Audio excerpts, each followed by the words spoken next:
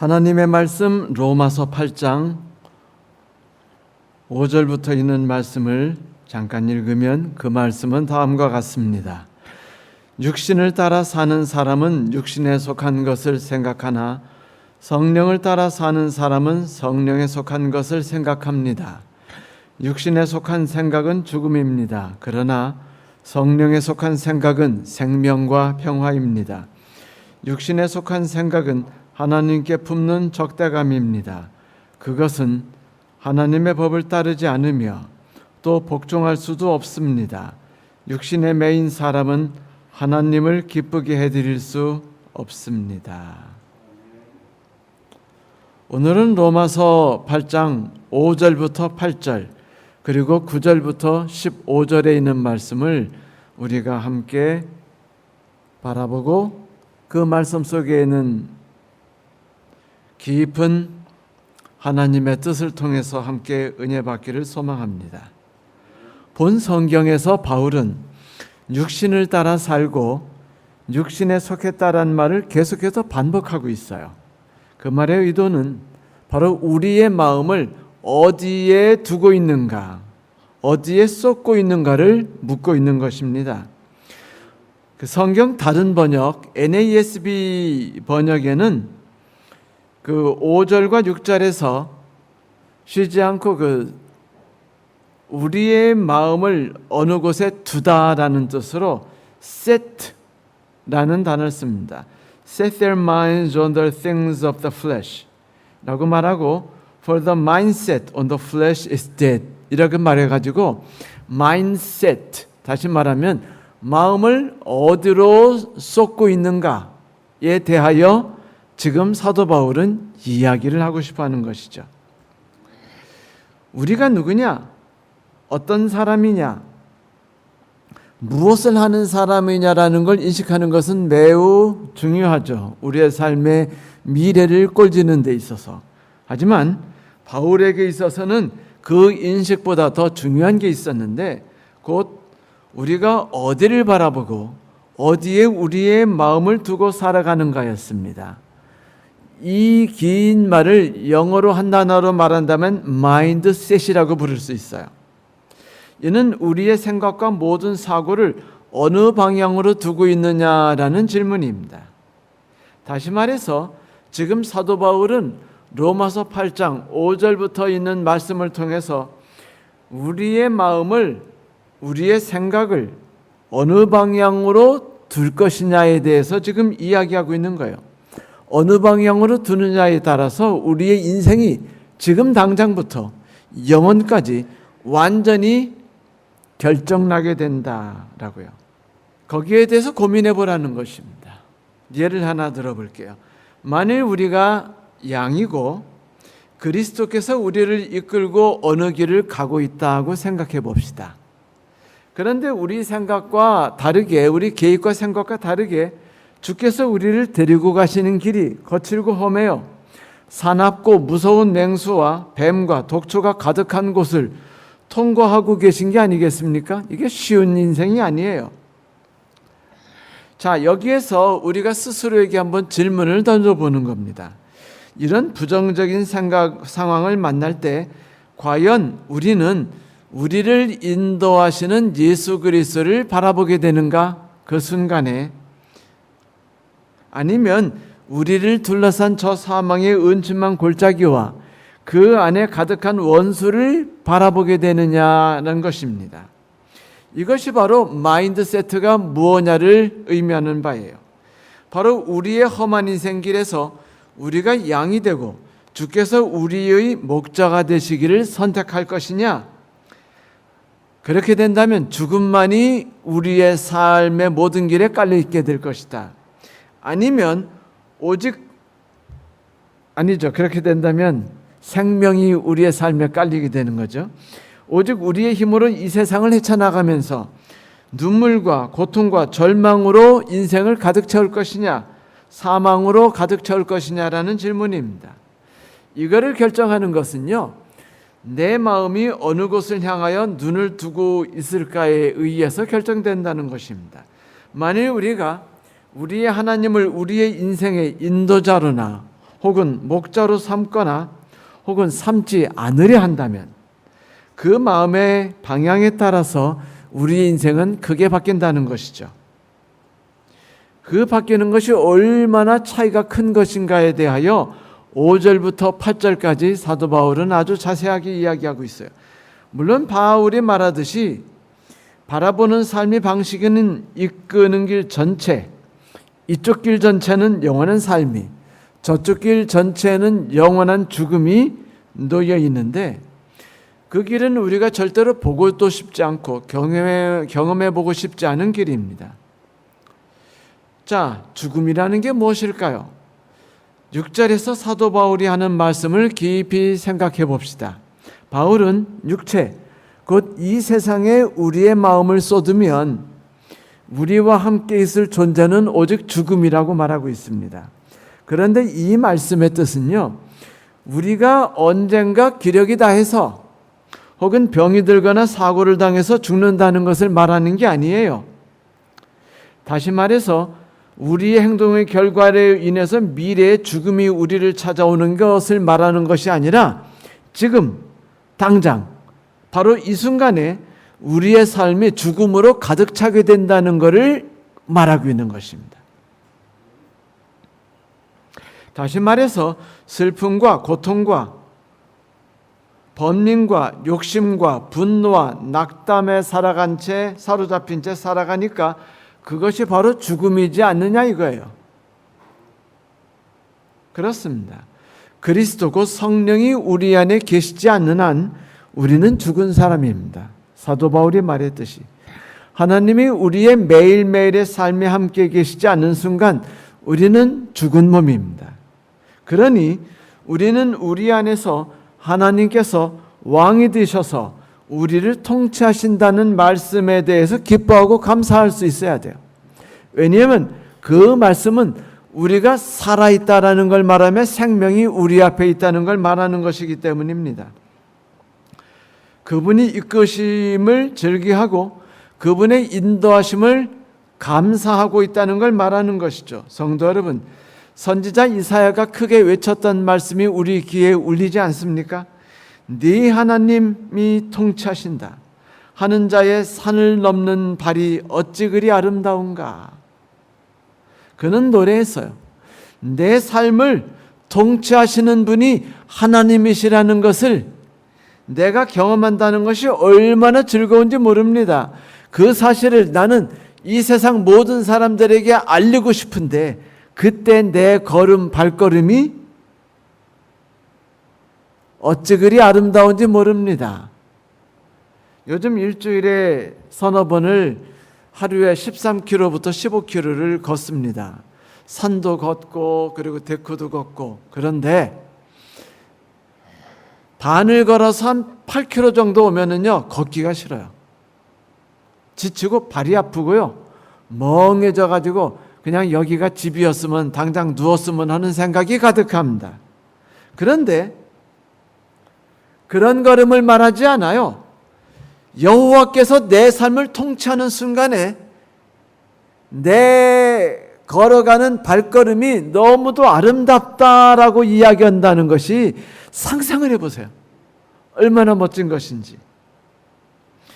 아마 100만 원짜리 신발을 신더라도 이렇게 좋은 결과를 가져오진 못할 겁니다.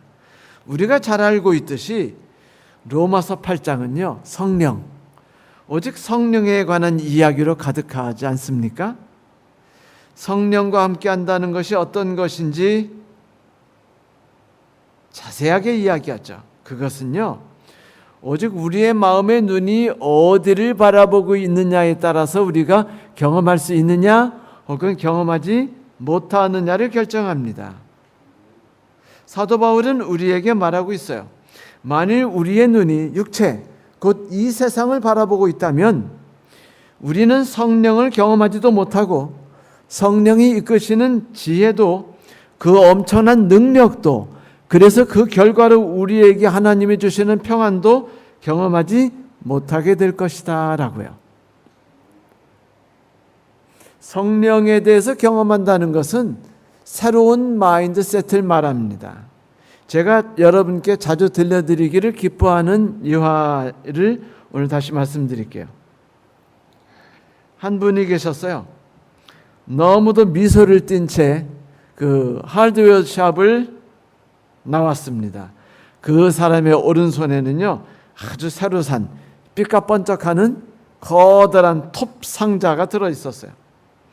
주인이 말하기를 이 톱만 가지면은 1시간에 참나무를 무려 5그루를, 거대한 참나무를 5그루를 벨 수 있습니다라고 말했어요. 기대했죠. 이제 내가 돈 크게 벌 수 있을 거야. 그런데 24시간이 지나서 이 사람이 아주 당황하고 분노한 표정으로 이 하드웨어 샵에 돌아왔어요. 돌아와가지고 소리치며 말했어요. 5그루? 1시간에 5그루요? 내가 하루 종일 5그루를 제대로 베내질 못했습니다. 이 사람아. 그러자 이 가게 주인이 당황했어요. 그래가지고 톱을 받아가지고 밖으로 나가서 그 손잡이, 그 줄이 달려있는 손잡이를 샥 하고 당긴 거예요. 그랬더니 그냥 그 거대한 그 톱 앞에, 그 기계 앞에 달려있는 그 무시하게 생긴 그 괴물같이 생긴 그 톱 있죠. 돌아가는 톱. 강철로 만든 이빨 같은, 상어 이빨 같은 그 톱이 왱 하는 소리를 들면서 그냥 막 돌아가는 거예요. 그러니까 그걸 보고 있던 그 나무꾼이 깜짝 놀라가지고 뒤로 확 물러서면서 이게 도대체 무슨 소리예요? 무슨 일이 일어난 겁니까? 라고 말했습니다. 그 사람은 옛날 톱을 가지고 자기 힘으로 살 때는 하루에 뭐 10대꾸를 뱄을지 모릅니다. 그런데 새로운 전기톱을 받아가지고 여전히 자기 힘을 가지고 톱질을 하려니까 오히려 이전보다 삶이 더 곤고해졌던 거예요. 그런데 새로운 톱에는 새로운 것으로 있었어야 돼. 예수께서 말씀하지 않으셨습니까? 새술은 새부대. 맞아요. 성도 여러분, 하나님에 의해서 죽음에서 영원히 벗어나서 구원을 받고 영생을 향하여 나아가는 사람들이 삶의 자세는 육신을 따라서 사는 사람처럼 살아가는 사람들이 아닌 것입니다. 삶의 방향을 바꿔야 되는 것이에요. 육신의 것만을 바라보고 사는 사람에 대해서 사도 바울은 이렇게 말했죠. 5절부터 육신에 속한 생각은 죽음으로 가득하다. 그가 품고 있는 생각, 곧 육신에 속한 생각은 하나님께 품고 있는 적대감이다. 6절, 그리고 육신에 속한 생각은 하나님을 따르지도 복종하지도 못한다. 7절, 그래서 육신에 매인 사람은 결코 하나님을 기쁘시게 못한다. 8절, 참으로 슬픈 일이 아닙니까? 저는 이런 슬픈 경험들을 우리 성도들이 겪고 있게 되지를 원치 않습니다. 하나님으로 인해서 진례받고 구원은 받아 행복한 상황에 빠졌는데 그 뒤에 전기톱을 내 손으로 직접 그냥 전기톱을 가지고 톱질을 하느라고 생고생을 해서 오히려 지쳐버린다면 그 얼마나 큰 슬픔이겠어요. 마인드셋이 바뀌어야 되는 거예요. 패러다임 시프트입니다. 육신에 속한 삶을 벗어가는 것. 사도 바울은 여기에 대해서 이야기해 주고 싶어요. 그런데 그건 아주 간단해요. 아주 쉽습니다. 아주 단순해요. 성령께서 우리를 지배하시도록 우리 자신을 내맡기고 우리의 모든 관심을 오직 한 가지에 쏟는 거예요. 하나님, 그리스도, 성령께서 우리를 위해 하시는 일들을 바라보는 것입니다. 그분들께서 우리를 위해 행하신 모든 행사를 바라보고 그리고 구경하는 거예요. 그리고 감탄하는 것입니다. 결코 믿음이 없어서 우리가 하나님께 더욱더 가까이 나가지 못할 거라고 생각해서 믿음을 키우기 위해 쓰지 마세요. 오직 주관자는 언제나 하나님이십니다. 또한 오직 하나님밖에 없으셔요. 만일 하나님께서는 우리에게 그분이 어떤 분인지, 그분께서 우리를 위해 어떤 일을 해주셨는지를 성령께서는 알려주고 속삭이시죠. 만약 성령께서 하나님에 대해 알려주지 않으셨다면 우리는 하나님에 대해 알지도 못하고 신뢰하는 믿음이 형성될 수도 없습니다. 만약 그리스도께서 우리를 위해 당신의 생명을 바치셨다면 우리는 결코 하나님께 나아갈 수도 없으며 그분과 평화를 가질 수도 없어요. 결국 신뢰라는 것은 하나님께서 먼저 모든 걸 이루어 주셨고 그것을 바라보고 감동을 받으며 믿음이 형성됨으로 인해서 그 하나님을 바라보고 그분이 인도하는 대로 따라가고자 하는 마음이 형성되기 시작하는 것입니다. 그러므로 우리가 그 머리와 끝이 뒤집혀 가지고 믿음을 갖기 위해서 노력할 일이 없어요. 우리가 해야 될 일은 뭐냐면 원래 우리가 해야 될 일, 하나님께서 우리를 위해서 해주신 일들을 바라보는 것으로부터 모든 일을 시작해야 하는 것이죠. 우리가 그렇게 주의 놀라운 사랑을 듣고 주를 신뢰하게 될 때에 비로소 우리는요 그분 안에 거하는 법을 경험하기 시작할 수 있습니다. 우리의 관계가 본격적으로 시작되는 거고 그때서야 우리는 비로소 성령이 어느 분인지 우리 안에서 어떤 일을 하시는지를 경험할 수 있어요. 목자가 여러분 자기를 따르는 자에게만 목자인 거 아시죠? 만일 목자가 스타벅스 들어가 가지고 거기 일하는 점원에게 커피를 시키고 있다면 그 목자는 그 점원에게 목자가 결코 아닙니다. 똑같이 만일 우리가 하나님을 기쁘시게 하길 원하고 하나님이 뜻을 따르고 즐겨하고 복종하길 원한다면 바울은 우리에게 간단한 지시를 해요. 그 방법 아주 간단합니다. 그대의 마음을, 그대의 모든 관심을 이 세상, 육신에서 영, 곧 하나님께로 돌리세요. 그렇게 될 때 하나님께서는 드디어 나 개인의 목자로 찾아오시고 나는 개인적으로 하나님을 목자로 두게 되는 것이죠. 사랑하는 성도 여러분, 우리가 매 순간을 살아갈 때 모든 일에 있어서 하나님께서 우리의 삶을 인도하고 계심을 신뢰하지 않습니까? 우리를 저 무서운 죄악과 죽음에서 구원해 주셨음을 우리가 믿지 않습니까? 사실 우리 중에서 누가 그 사실을 믿지 않고 있겠어요? 하나님께서 우리를 구원하셨고 십자가에 달려 돌아가셨음을 우리는 다 잘 알고 그 사실을 굳게 믿고 있습니다. 그런데 신기하게도 우리 대부분의 그리스도인들은 과거의 하나님의 행위, 곧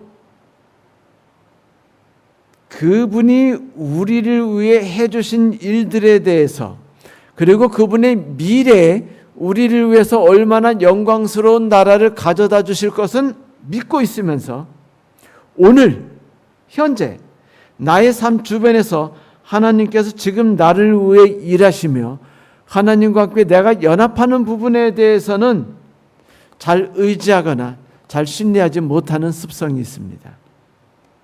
여러분 스스로에게 한번 물어보세요. 나는 오늘 하루를 하나님께서 나를 인도하고 계심을 신뢰하고 있었습니까? 어떤 원치 않은 일이 예기치 않게 나를 덮쳤을 때 나는 그 상황을 하나님께서 주관적으로 허락하셨고 또한 통제하고 계셨음을 오늘 내가 믿고 살아왔습니까? 그래서 감사하고 모든 일 하나님께서 어떻게 해결하시는가 막 영화 보듯이 신나는 표정으로 그것을 즐겨보았습니까? 내가 그 문제를 해결하라고 동분서주하지 않고 하나님이 그 문제를 해결해 주시는 것을 바라보았습니까? 또한 앞으로 나의 인생 모든 것을 그분이 통제하고 주관하심을 우리가 믿습니까? 이러한 신뢰, 지금 살아가는 바로 지금 이 순간에 하나님과 내가 개인적으로 서로 만나서 개인적으로 신뢰하는 관계가 없다면은 사도 바울은 말하기를 우리가 하나님을 기쁘시게 할 수 없고 우리는 그분과 평화의 관계를 들어갈 수 없다라고 로마서 8장에서 이야기하는 것이에요. 그러므로 우리가 아침에 일어나면 곧바로 즉시 시간을 내어서 고요함 속에 나가서 그분 앞에서 무릎을 꿇고 이렇게 간구할 일이 필요합니다. 오 하나님, 오늘도 제게 닥쳐올 모든 환경 속에서 주께서 저와 함께 하시는 것과 제 안에서 저를 주관하시는 것을 바라볼 수 있는 눈을 주시옵소서. 성령께서 제 안에서 혹은 저와 함께 일하실 때 제가 그 인도하심을 감사함으로 받아들일 수 있기를 소망합니다. 언제나 환경이 아니라 환경을 주도하시는 당신을 바라볼 수 있게 해주세요 라고 간절히 기도해야 돼요. 내 마음이 이 세상을 바라보지 말고, 나를 엎어누르는 이 세상을 바라보지 말고, 앞으로 어떻게 나의 삶을 만들어 나갈까에 의지하는 이 세상을 바라보지 말고 하나님을 바라보라는 것이에요. 성경이 말하지 않았습니까? 믿음이 없이는 하나님을 기쁘게 하지 못하나니 하나님께 나아가는 자는 반드시 그가 계시는 것과 또한 그가 자기를 찾는 자에게 상 주시는 임을 믿어야 할지니라 라고요. 이제 바울은 그들에 대해서 한마디로 이렇게 결론을 짓고 있어요. 육신을 따라 사는 사람들이요, 그 사람들 안에는 그리스도의 영이 없습니다. 개인적으로 하나님을 신뢰하는 경험이 없거든요. 개인적으로 하나님을 바라보지 않거든요. 개인적으로 하나님을 의지하지 않습니다. 그들은 세상을 무서워합니다. 그들은 그리스도의 사람이 아니고 이 세상의 사람이죠. 그렇습니다. 바울이 분명히 고린도전서 2장에 말했듯이 육에 속한 사람은 하나님의 성령의 일들을 받지 못하나니 이는 그것들이 그에게는 어리석게 보이고 또는 그는 그것들을 알 수도 없나니 그러한 일들은 영적으로만 분별되기 때문입니다. 고린도전서 2장 14절에 말했죠. 사랑하는 성도 여러분, 만일 우리가 성령의 일을 경험하기를 바라고 또 성령을 받기를 간절히 소망한다면 우리의 마음의 눈이 영에 속할 수 있도록 끝없이 하나님을 바라보고 그분이 하시는 행사를 바라봐야만 합니다. 그렇다면 성령에 속한 것을 생각하는 사람은 어떤 사람입니까? 5절부터 11절에 사도 바울은 이렇게 말했어요. 성령에 속한 사람은 생명과 평화입니다. 아까 우리가 이야기했죠. 하나님의 우리 영 안에 계시면 비록 몸은 죄 때문에 자연스럽게 죽음을 맞이하게 되겠지만 결국은 영의 의로운 활동 때문에 우리는 생명을 얻게 됩니다. 왜냐고요? 성령이 우리 안에 살아계시면 우리의 죽을 몸도 살리실 것이기 때문이다. 그는 기쁨과 희망에 벅차서 지금 이런 이야기를 하고 있어요. 이 커다란 차이를 보십시오. 하나님을 개인적으로 경험하는 사람과 개인적 삶에서 하나님을 맛보지 못하는 사람이 누리고 있는 다른 삶을요. 지금까지 5절부터 8절까지 사도 바울은 이론을 말했어요. 하나님을 의지하는 것이 뭔지, 영에 속한 사람이 뭔지, 육에 속한 사람이 뭔지를 이야기했습니다. 이제 그는 9절부터 12절 혹은 9절부터 15절까지를 통해서 그것을 개인으로 전환시키고 있어요. 그래, 너는 어때? 아, 좋은 말씀이군요. 좋은 말씀이지. 그래, 근데 너는 어떻게 생각하니? 그래서 9절부터는요, 사도 바울의 말하는 말의 패턴이 확 바뀝니다. 갑자기 뭐라고 말해요? 너는 이라고 물어요. 그래, 너는.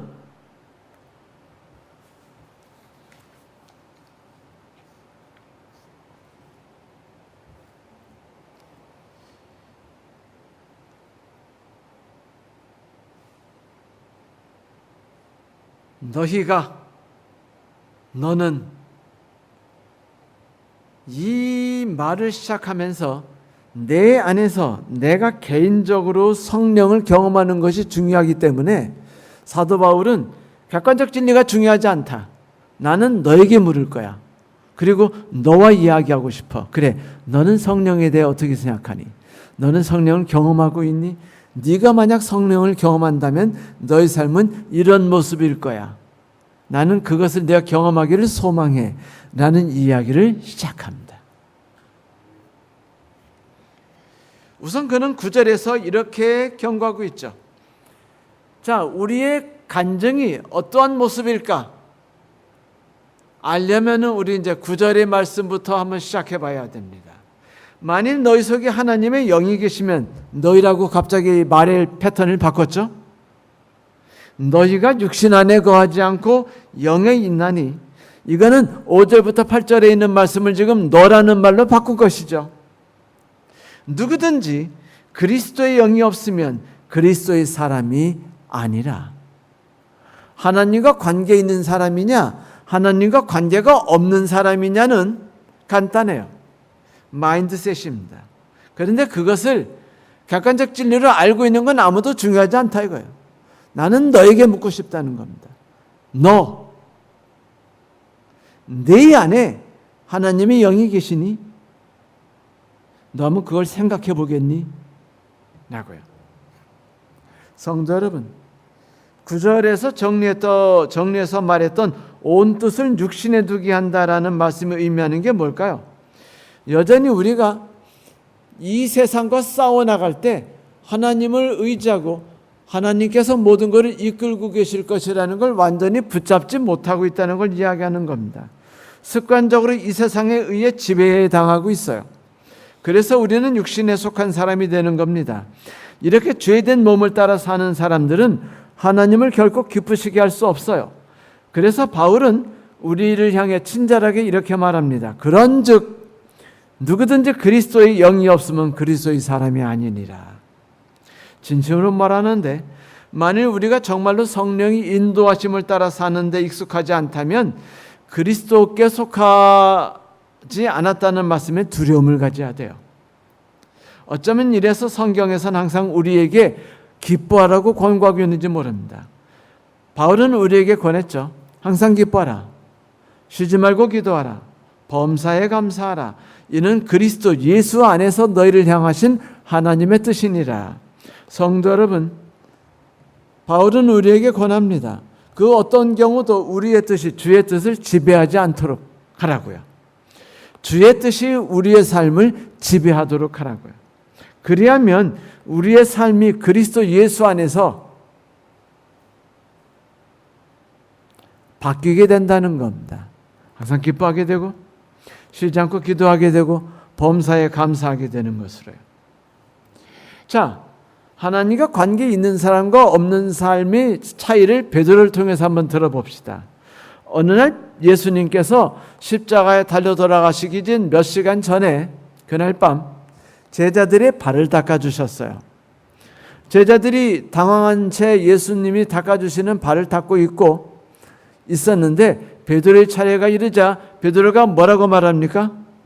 예수님, 양심이 있죠. 제가 어떻게 예수님이 제 발을 닦아주시는 걸 제가 받겠습니까? 저 양심 있는 사람으로 그거 하지 못합니다. 제 발은 결단코 말씀드리는데 제 발은 닦아주지 마세요라고 말했어요. 그러자 예수께서 뭐라고 말씀하셨는 줄 아세요? 베드로야, 내가 너를 씻겨주지 않으면 내가 나와 상관없는 사람이니라. 여러분, 만약 예수께서 지금 이 순간에 우리의 발을 닦아주시겠다고 말한다면요, 미안해하지 마세요. 그냥 발을 내놓으세요. 그 발이 먼지가 묻었든 말았든 신경 쓰지 말고 내놓으세요. 우리는 성만찬 예식 때, 세종 예식 때 되면 아침에 미리 발을 닦고 오죠. 여러분, 깨끗한 발을 상대방이 닦아주는 게 무슨 의미가 있습니까? 그 당시 예수님께서 제자들이 발을 닦을 땐 다 발가락 내나는 발이었어요. 그것이 닦는 사람과 닦아주는 사람에게 의미가 있었습니다. 그러니 한번 평생에 한 번만 해보세요. 다음에 우리가 성만찬, 코로나 끝나고 성만찬 예식 하거든 발 닦지 말고 와보세요. 그리고 이렇게 말하세요. 나는 예수께서 내 발을 진짜 닦아주시는 걸 경험하기 위해서 부끄러움을 무릅쓰고 더러운 발 이 자체로 나왔어. 그래요. 우리는 수정된 채로 하나님께 나가는 사람들이 아니죠. 회개한 채로 나가는 사람이 아닙니다. 서로 누가 옳으냐라고 말하고 내가 어떻게 네 발을 닦아주겠니? 네가 내 발을 닦아줘야지라고 실갱이하는 마음을 접지 않은 채 예수께서 닦아주러 오셨을 때 그저 그분의 주도권에 우리 자신을 맡기는 일만이 우리에게 필요한 겁니다. 그때서 우리는 예수 그리스도와 관련이 있는 사람이 되는 거예요.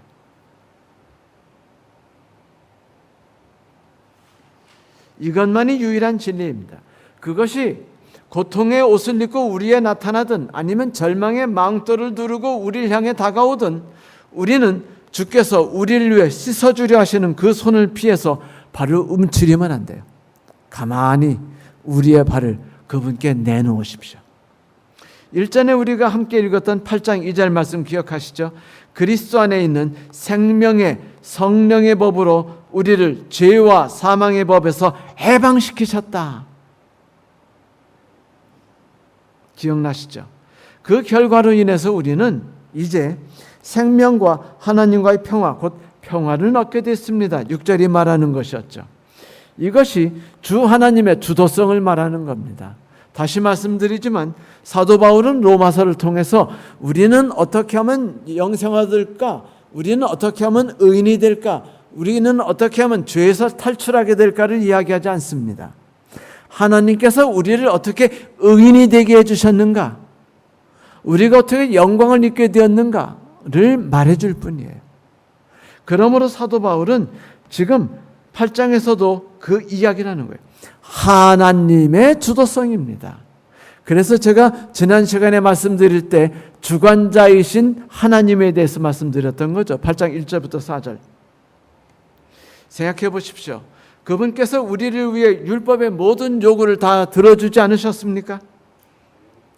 그래서 우리로 하여금 거룩한 열매를 맺도록 그분께서 다 해놓지 않으셨나요? 성경은 계속해서 말합니다. 의를 인해 성령을 통해 우리의 죽은 몸을 살리셨도다. 너무 멋진 말이에요. 아멘입니다. 그리스도께서 우리를 사랑하심으로 구원의 주의 능력으로서 우리에게 능력을 행사하셨어요. 10절 보세요. 너무 멋지죠? 그리스도 안에 있다면 우리의 죽을 몸도 살리시리라. 전 이 말씀이 당연하고도 자연스럽게 이루어질 수 있는 건 바로 그리스도라는 단어 때문이라고 생각합니다. 고린도후서 5장 14절을 보세요. 그리스도의 사랑이 우리를 강권하다라고 말하고 있죠. 우리가 그리스도 안에 있을 때 그리스도의 사랑이 우리를 강권합니다. 그런데 이 강권한다는 말을 스펄전 목사님 말하기를 마치 강물 속에서 수영하는 사람을 물결이 뒤에서 압박을 가함으로 강물 줄기를 따라 아래로 떠내려가듯 사도 바울은 사방을 둘러싼 하나님의 사랑이 그에게 압력을 가했다라고 말했습니다.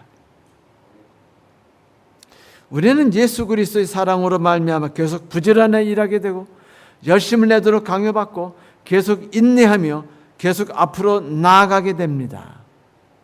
이것이 스펄전 목사님 하신 말씀이에요. 이 로마서를 통해서요. 그렇습니다.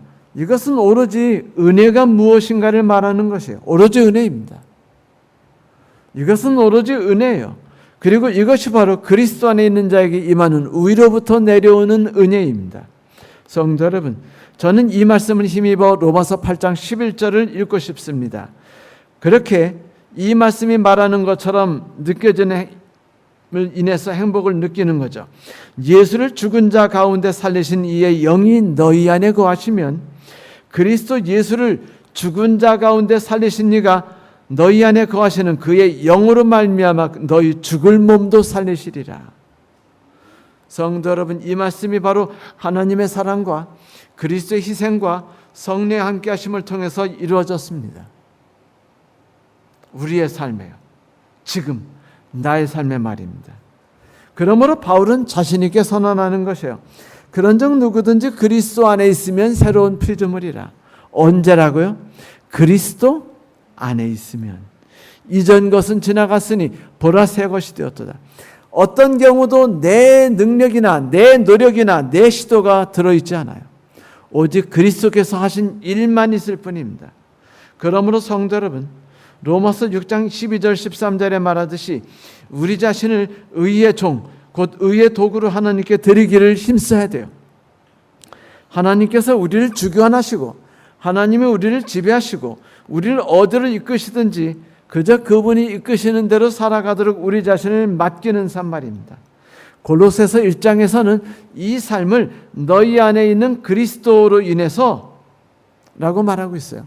그 삶의 결과가 어떠냐고요? 골로새서 1장 27절에 말하기를 우리가 영광의 소망을 품을 수 있다라고 말합니다. 성도 여러분, 이 길에 대해서 품는 소망을 부끄러워하지 말래요. 사도 바울이 그렇게 우리에게 권하고 있습니다. 우리 안에 있는 그리스도, 성령의 인도하심이 우리를 이끌고 있으니 우리가 어떤 삶을 살아갈지에 대해 부끄러움을 갖고 있지 마라. 소망을 품어라. 그저 그분 안에 사랑 안에 거하라. 예수께서 말씀하셨습니다. 그런 중 누구든지 나를 사랑하는 사람은 내 말을 지킬 것이다. 그리하면 내 아버지께서 그 사람을 사랑할 것이요 내 아버지와 나는 그 사람에게 가서 그 사람과 함께 살 것이다. 그 날에 너희는 내가 아버지 안에 있고 너희가 내 안에 있으며 또 내가 너희 안에 있음을 알게 될 것이다. 네. 요한복음 14장 23절 20절에 말하듯이 모든 이야기는 언제나 하나예요. 뭐예요? 그리스도께서 내 안에 있고 내가 그리스도 안에 있고 성령이 내 안에 있으며 내가 성령 안에 있다는 겁니다. 에베소 3장 16절 17절에 바울이 뭐라고 그랬죠? 바울의 기도를 들어보세요.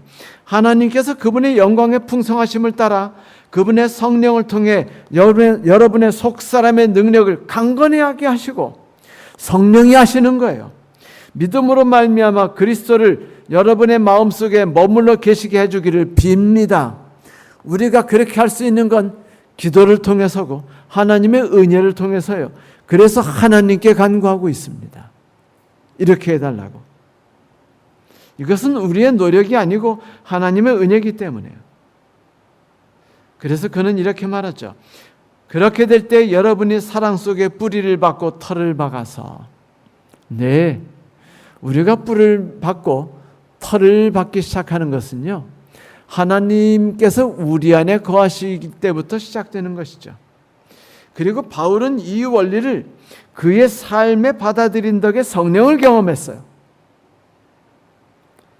바로 아버지와 아들과 성령의 연합이 우리를 주도할 수 있도록 자신의 삶을 내드리는 것입니다. 그의 평생의 삶은 그런 선한 싸움을 싸울 수 있었던 것은 하나님께 자신을 모두 내어 맡겼기 때문이었죠. 이제 바울은 말합니다. 너희가, 다시 말해서 너희는 어찌하려는가? 이 놀라운 기적과 같은 일이 그대의 삶에 일어나기를 바라지 않는가? 성령께서 우리 안에 거하실 때 일어날 놀라운 결과에 대해서 성경이 이렇게 말하는 걸 우린 잘 알죠. 그러나 성령의 열매는 사랑과 기쁨과 화평과 인내와 친절함과 선함과 신실과 온유와 그리고 절제입니다. 이런 것들을 막을 법이 없습니다. 보세요. 이와 같은 것을 막을 법이 없다고 말했어요. 내가 성령 안에 거할 때는 어떤 경우도 내가 이 안에 거하는 것을 막을 수 없어요. 내 삶이 사랑과 기쁨과 화평과 인내와 자비와 양성과 충성과 온유와 절제로 충만할 수밖에 없다는 것이에요. 그래요. 이 엄청난 일을 하시는 분은 우리 안에 거하시는 성령입니다. 그분이 매일 우리 안에서 우리를 이끄심이 없이는 우린 결코 구원을 받을 수 없어요. 그래서 우리는 바울처럼 이런 간증을 해야 되는 겁니다. 또한 그리스도께서 여러분 안에 살아계시면 여러분의 몸은 죄 때문에 죽은 것이지만 영은 의 때문에 생명을 얻습니다. 이걸 나로 바꿔보세요. 그러므로 그리스도께서 내 안에 살아계시면 나의 몸은 죄 때문에 죽은 것이지만 영은 의 때문에 새로운 생명을 얻습니다. 성도 여러분, 예수께서 제자에게 하신 말씀 중에 성령에 대해 하신 말씀 기억하십니까? 볼지어다 내가 아버지께서 약속하신 것을 너에게 보내리니 너희는 위로부터 능력이 입혀질 때까지 이 성에 머무르라. 성도 여러분, 이 말이 우리에게 뜻하는 바가 뭐예요? 능력은 성령을 통해 나오는 것이고 성령이 없이는 우리는 아무것도 하는 것이 없으니까 성령이 우리를 찾아올 때까지 그대로 있으라는 거예요. 성령을 찾으러 가는 것이 아니고 성령이 우리를 찾아오는 것입니다. 이것이 바로 수동적인 겁니다. 그리스도의 주관적인 것이며 주도성이죠. 마지막으로 우리가 간과해서는 안 되는 중요한 표현, 로마서 8장 5절부터 15절에 나오는 말씀 한 가지를 여러분에게 소개해 드릴게요. 우리는 본문에서 성령에 대한 이야기를 엄청 많이 듣게 된다고 그랬죠. 그런데 재밌게도 성령에 대한 다양한 표현이 너무 재밌어요. 첫째, 하나님의 영, 그리스도의 영, 예수를 죽은 자 가운데 살리신 이의 영, 생명의 성령. 성도 여러분, 왜 성경에서 성령에 대해 이름을 이렇게 다양하게 부르는 줄 아십니까? 제가 우리 집 사람을 내 사랑하는 이, 마누라, 아내, 두연이 엄마 이렇게 다양하게 부를 때마다 거기에 의미가 있어요, 없어요? 의미가 담겨 있지 않습니까? 똑같아요. 여기서 말하는 건 뭐냐면 하나님과 성령과 예수 그리스도께서 합심해서 한 마음으로 우리를 위해 일하고 계신다라는 걸 말해주려고 하는 겁니다. 그래서 성령에 대해서 말하는 거예요. 하나님이 성령을 통해서, 그리스도께서 성령을 통해 성령께서 직접 우리를 위해 일하고 계신다. 세 분이 어떻게 우리를 위해 함께 일하고 계신가이죠. 여러분 기뻐하십시오. 감사하세요. 세 하나님이 지금 우리의 편이고 우리를 위해 일하고 있습니다. 무엇이 두려우세요? 내 앞에 당할 일이 무엇이든 무엇이 두렵겠습니까? 그것이 사망이든 그것이 질병이든. 우리 집에 우리와 함께 유댕이가 살고 있는 거 아시죠? 그는 우리와 함께 있으면 이 세상 무엇도 두려워하지 않아요. 바로 며칠 전에 무더운 날씨에 오래 산책을 해서 몸이 지쳐서 이제 그 보훈 아파트를 넘어오는데 지쳐가지고 주저앉았어요, 제가. 그래가지고 유등이에다가 이제 물을 주려고 이제 그릇을 여는데 줄을 깜빡 놔버렸어요. 너무 막 정신이 없어서. 길 건너에 어떤 아줌마가 개를 끄고 가는데 이따시온 개였어요. 그게 유등이를 향해서 막 소리를 지르는데 겁을 먹었어요. 그런데 제가 우리 유등이 끈을 놨더니 유등이가요, 이놈이 미쳤나? 개를 향해 쏜살같이 달려가더니 확! 여러분 어떻게 되는 줄 아세요? 그 거대한 개가 하더니 뒤로 확 물러났어요. 당황했어요. 순간에 그냥 정적이 감돌면서 아줌마도 개도 유등이도 우리들도 다 가만히 있었죠. 그러니까 유등인가요? 확 돌아와요. 마치 자랑하듯이 의기양양하게 멍멍 엄마 아빠 내가 저 녀석 버릇 고치고 와서 잘했지 라고 의기양양하게 말하는 것 같았어요. 그런데 이 녀석이요, 우리만 없이 혼자 있으면요 딴 개가 됩니다. 다른 개들 앞에서 겁쟁이고 완전히 기가 죽어서 삶이 아닌 삶을 사는 걸 우리가 동영상으로 봤거든요.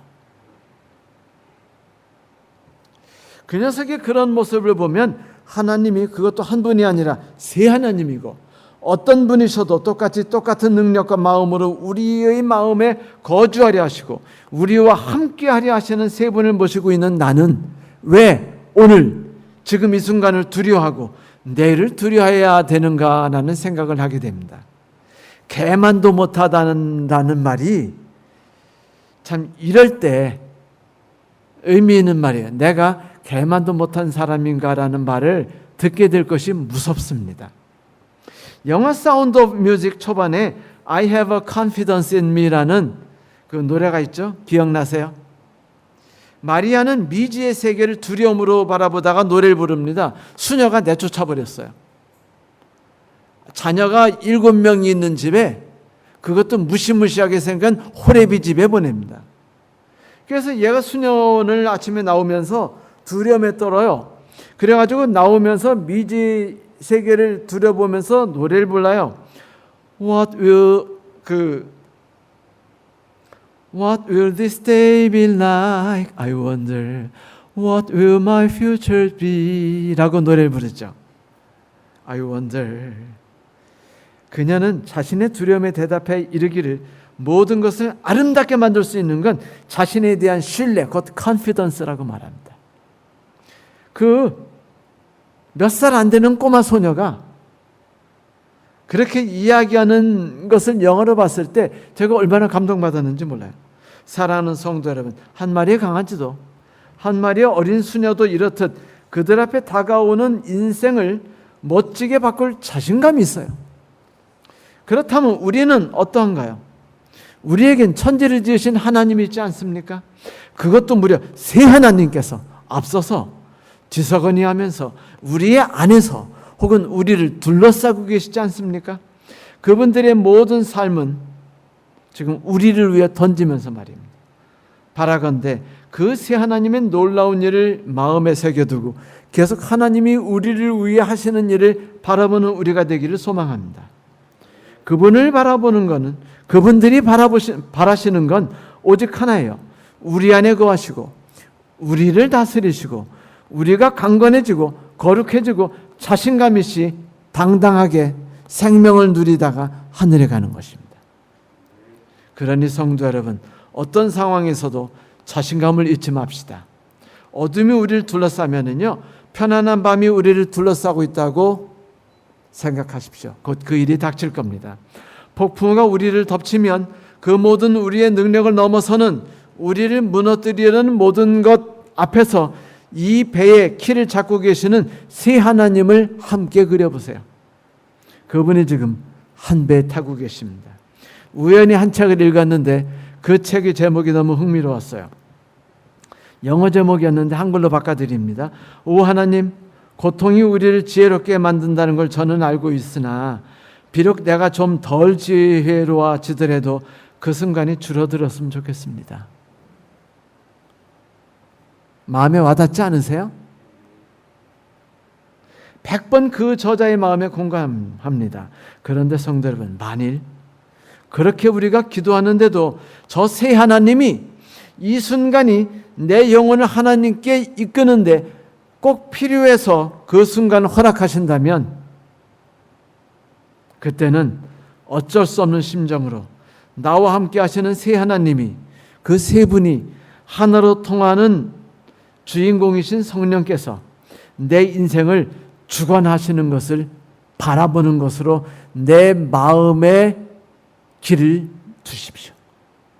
마인드셋 하십시오. 하나님께서 이러한 삶이 우리의 삶에 가득하게 되기를 축복하고 이끌어 주시기를 간구하면서 오늘 말씀 마칩니다.